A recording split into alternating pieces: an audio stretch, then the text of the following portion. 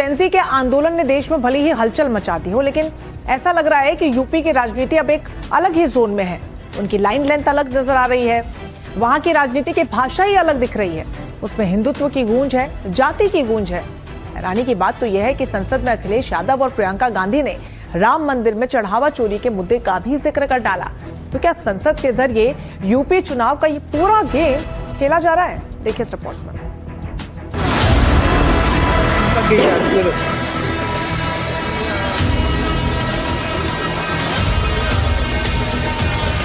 ऐसे समय में जबकि देश की राजनीति में जेन जी के मुद्दों की तपिश महसूस की जा रही है,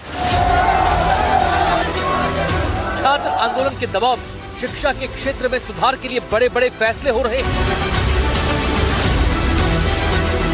संसद में पेपर लीक के खिलाफ कानून में संशोधन करने को लेकर बहस का तापमान बढ़ा हुआ है। ये बिल, ये जो संशोधन आज लाया गया है, ये ज्यूरिसडिक्शन की उलझन को सुलझाता है। ऐसे माहौल के बीच देश की संसद में राम मंदिर में चढ़ावा चोरी का मुद्दा क्यों उठा? अखिलेश यादव और प्रियंका गांधी ने चंदा चोरी का जिक्र क्यों किया? क्या देश के सबसे बड़े राज्य उत्तर प्रदेश में शिक्षा में सुधार के सवाल राजनीतिक बहस के केंद्र में नहीं है? क्या यूपी में चुनावी बिसात धर्म और जाति के इर्द गिर्द ही बिछेगी? ये समझने के लिए आपको पहले अखिलेश यादव का बयान सुनाते हैं, जो उन्होंने लोकसभा में पेपर लीक के मुद्दे पर हो रही बहस के दौरान दिया। जो लोग चढ़ावा चोरी नहीं बचा पाए, वो पेपर लीक कैसे बचा पाएंगे? सिर्फ अखिलेश यादव ही नहीं, कांग्रेस सांसद प्रियंका गांधी ने भी अपनी स्पीच के दौरान लगे हाथ राम मंदिर चंदा चोरी के मुद्दे का जिक्र कर डाला। आपके शासन में हमने बड़ी बड़ी चोरियां देखी हैं। चुनाव में वोटों की चोरी, राम मंदिर में चंदा की चोरी, किसानों की जमीन की चोरी। ये कुछ वही बात हो गई कि जाना था जापान, पहुंच गए चीन। संसद में बहस का मुद्दा पेपर लीक था और अखिलेश और प्रियंका दोनों ने राम मंदिर में चढ़ावा चोरी के मुद्दे को भी छेड़ दिया। जाहिर है ये सिर्फ संयोग तो हो नहीं सकता, क्योंकि दोनों नेताओं को पता है कि अगले कुछ महीने के भीतर उत्तर प्रदेश में सियासत का सबसे बड़ा संग्राम छिड़ने वाला है और विपक्ष को लग रहा है कि बीजेपी के खिलाफ उनके पास राम मंदिर में चढ़ावा चोरी का मुद्दा एक घातक अस्त्र की तरह है।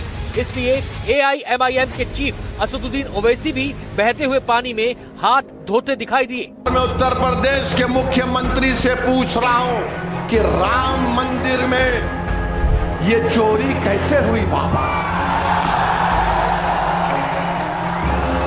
ये चोरी कैसे हुई? चंपक को आपने छोड़ दिया, 8 को पकड़ लिया।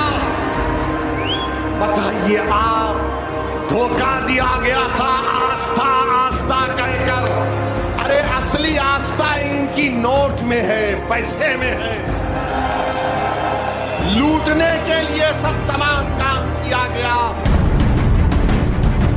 तो दिल्ली में विपक्ष चाहे कुछ भी कर रहा हो, यूपी में वो राम मंदिर में चंदा चोरी के मुद्दे को पकड़े हुए हैं, वो भी ऐसे समय में जबकि यूपी के सीएम योगी आदित्यनाथ जगह जगह रैलियों में बीजेपी के राजनीतिक हिंदुत्व की धार लगातार तेज किए जा रहे हैं। पहले समाजवादी पार्टी कहती थी कावड़ यात्रा नहीं होने देंगे, शिव भक्त जाएंगे दंगा हो जाएगा। वे शंख नहीं बजने देते थे, घंटा नहीं बजने देते थे। केसरिया कपड़े से, भगवा कपड़े से तो समाजवादी पार्टी को जैसे लगता है जन्मजात दुश्मनी हो। यूपी में बीजेपी की सहयोगी निषाद पार्टी भी कह रही है कि अखिलेश यादव का इकलौता मकसद पिछड़े वर्ग के शिक्षा मंत्री धर्मेंद्र प्रधान को हटाना था। अखिलेश यादव ने एक बहुत बड़ा कलंक ले लिया। पिछड़ों के नेता बनने के बाद पिछड़ों का इस्तीफा लिया। उनका एक ही उद्देश्य था, पिछड़ा जो है वो उसको, जो मोदी पिछड़ों के साथ हैं, और पिछड़े के बेटे को उन्होंने एक शिक्षा मंत्री बनाया, जिससे पिछड़े और निचले और दबे कुचले और महिलाएं विकास की मुख्यधारा में आ जाए। तो पिछड़े का शिक्षा मंत्री हटाना इनका उद्देश्य था और कुछ और उद्देश्य नहीं।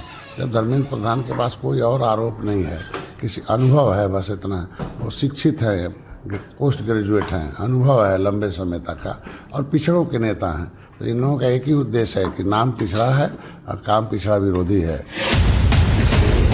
तो जिन धर्मेंद्र प्रधान को देश के लोग शिक्षा मंत्री के तौर पर जानते थे, यूपी की राजनीति ने उनकी जाति बता दी। धर्मेंद्र प्रधान जिस कुर्मी जाति से आते हैं, यूपी में वो कुर्मी यादवों के बाद ओबीसी की दूसरी सबसे बड़ी जाति है। यूपी में कुर्मी की आबादी करीब 1,75,00,000 से 2 करोड़ के बीच मानी जाती है। 2022 में बीजेपी के सबसे ज्यादा 27 कुर्मी विधायक जीत कर आए थे। तो कुल मिलाकर यूपी की चुनावी लड़ाई लौटकर जाति धर्म पर आ गई है। जाहिर है ऐसे में अखिलेश यादव और प्रियंका गांधी का संसद में राम मंदिर चढ़ावा चोरी का जिक्र करना संयोग नहीं हो सकता।